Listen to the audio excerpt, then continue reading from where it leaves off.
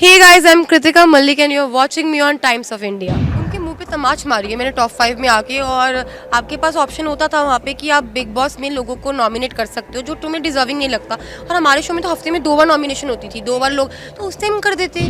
साफ पता चल रहा है चिढ़ते हैं, और स्पेशली शिवानी, वो तो कुछ ज़्यादा ही चिढ़ती है। इन विशाल और अरमान जी की बहस हुई थी।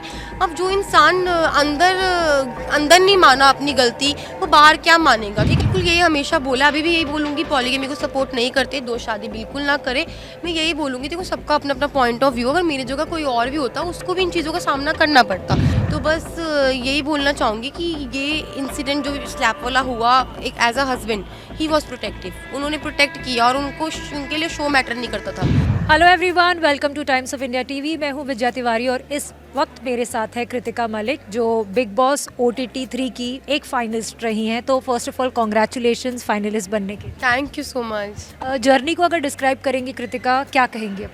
फुल ऑफ इमोशंस, बहुत अच्छा रहा, बहुत प्यारी जर्नी रही, बहुत सारे लोगों के साथ बातचीत हुई, झगड़े भी हुए, बात बनी भी नहीं, प्यार मोहब्बत, घर का काम, अच्छा था, बहुत अच्छा था सीज़न। जब आप फिनाले में थी तो जब फॉर्मर कंटेस्टेंट्स को पूछा गया तो कई लोगों ने बोला कि वो आपको टॉप 5 में नहीं देख रहे थे, उनको क्या कहना चाहेंगे आप? उनके मुंह पे तमाच मारी है मैंने टॉप 5 में आके। और आपके पास ऑप्शन होता था वहाँ पे कि आप बिग बॉस में लोगों को नॉमिनेट कर सकते हो जो तुम्हें डिजर्विंग नहीं लगता। और हमारे शो में तो हफ्ते में 2 बार नॉमिनेशन होती थी, 2 बार लोग तो उस टाइम कर देते। अब जब मैं टॉप 5 में पहुँच गई हूँ, तुम मुझे बोल रहे हो तुम डिजर्विंग नहीं हो, डिजर्विंग नहीं लगती थी क्या? मैं शो में तुम्हारे हाथ पर थोड़ी छोड़ती थी कि मेरे को नॉमिनेट मत करो। वहाँ पे तो ऑप्शन भी नहीं होता कि आप डिस्कस कर सकते हो नॉमिनेशन। आप उस टाइम मेरे को नॉमिनेट करते, उस टाइम अब तुमने की नहीं, तो निकलते निकलते निकलते निकलते मैं तो टॉप 5 में आ गई। और जब मैं यहाँ पे आके बैठी हूँ और तुम लोग नहीं बैठे, तुम लोग वहाँ पर हो, तो तुम मेरे को कह रहे हो मैं डिजर्विंग नहीं हूँ, तो साफ पता चल रहा है चिढ़ते हैं। और स्पेशली शिवानी, वो तो कुछ ज़्यादा ही चिढ़ती है।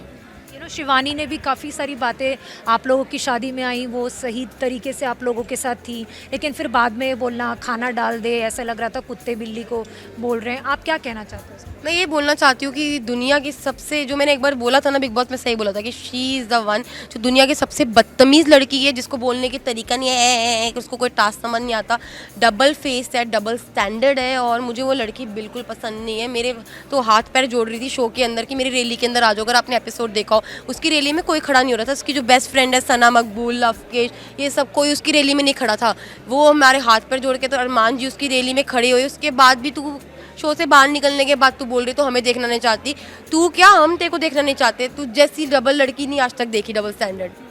आप लोगों ने हालांकि सबको हमेशा कहा कि हमारी तीनों की निभ गई, लेकिन आपकी नहीं निभेगी। आपने ये भी कहा कि हम पॉलीगैमी को प्रमोट नहीं करते, लेकिन आपके ऊपर काफ़ी वार भी हुई इस चीज़ को, आपने बाहर भी सामना किया, बिग बॉस में बहुत ज़्यादा सामना करना पड़ा। क्या कहोगे आप इस बारे में? बिल्कुल यही हमेशा बोला, अभी भी यही बोलूँगी, पॉलीगेमी को सपोर्ट नहीं करते, 2 शादी बिल्कुल ना करे। मैं यही बोलूँगी, देखो सबका अपना अपना पॉइंट ऑफ व्यू, अगर मेरी जगह कोई और भी होता उसको भी इन चीज़ों का सामना करना पड़ता। ये एक जनरल बात है, बट अब हो गई है, वो चीज़ हो गई है, मैं उसको चेंज नहीं कर सकती, अंडरस्टैंड। तो बस क्या बोलूँगी, यही बात बोलूँगी कि कुछ हो नहीं सकता, अब हो गया जो हो गया है। बट बुरा लगा आपको? आप रोई भी वॉशरूम में? मुझे ना बुरा उस बात का ज़्यादा लग रहा था कि पायल के साथ क्या चल रहा है। जब मुझे पता चला डाइवोर्स का, तो आई वॉज थिंकिंग अबाउट पायल की इज़ इट फाइन। इस बातों का इतना बुरा नहीं लगा, इतना नहीं लगा, क्योंकि ठीक है लोगों का पॉइंट ऑफ व्यू है, I understand, I respect it.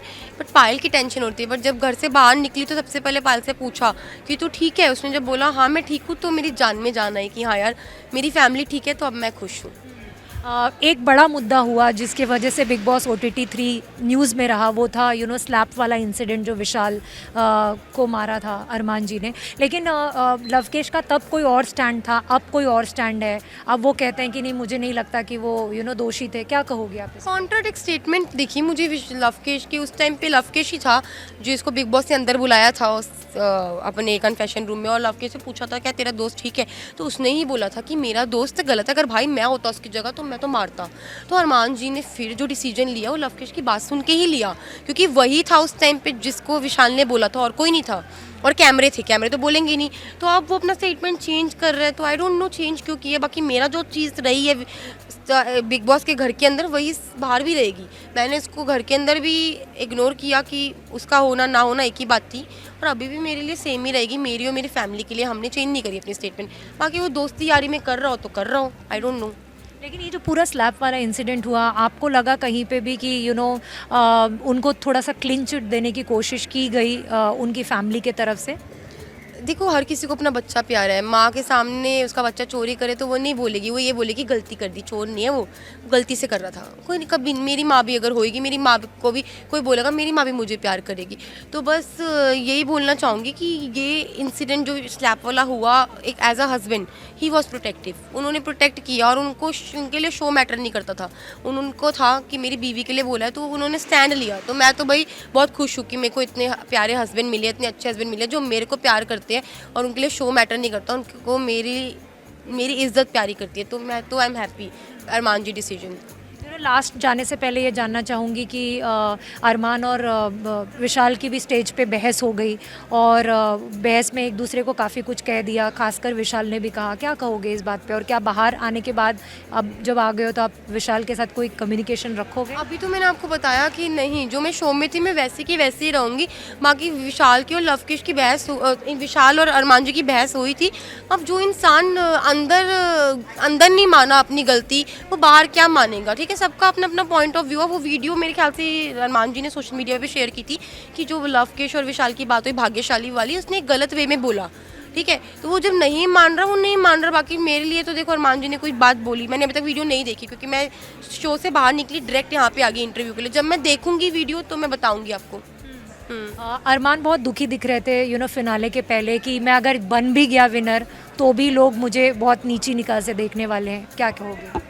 Actually क्या है ना, जो गलती हुई है वो हो गई है यार।